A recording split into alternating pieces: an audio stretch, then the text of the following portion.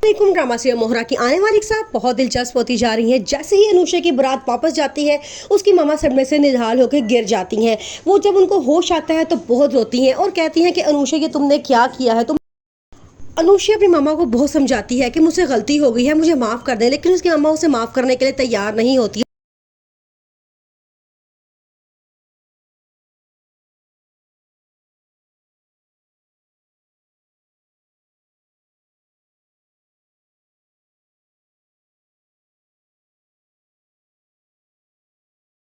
अनुषा का रो रो के बुरा हाल हो जाता है। वो अपनी मम्मा से बहुत माफ़िया मांगती है। फिर उसके बाद वो कमरे में चली जाती है और दरवाज़ा बंद कर लेती है और खुदकुशी कर लेती है। अलीज़ा जब अचानक कमरे में जाती है तो वो देख के हैरान हो जाती है। उसकी एकदम चीख निकलती है और ये मम्मा को बुलाती है और कहती है कि अनुषा ने खुदकुशी कर ली है।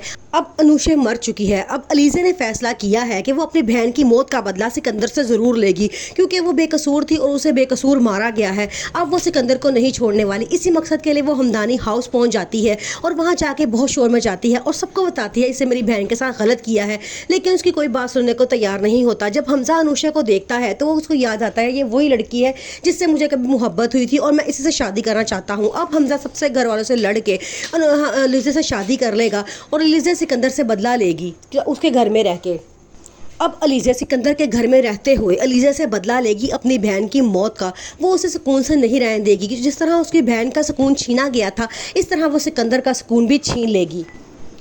अनुषा एक मासूम और सीधी सादी सी लड़की होती है। सिकंदर उसे अपनी मोहब्बत के जाल में फंसाता है क्योंकि वो उससे बदला लेना चाहता है उस थप्पड़ का जो उसे पूरी यूनिवर्सिटी के सामने उसको मारा होता है। पहले वो उसे मोहब्बत के जाल में फंसाता है और फिर उसे कहता है मुझसे निकाह कर लो। अनुषा बहुत इनकार करती है, कहती है कि मैं भी नहीं कर सकती।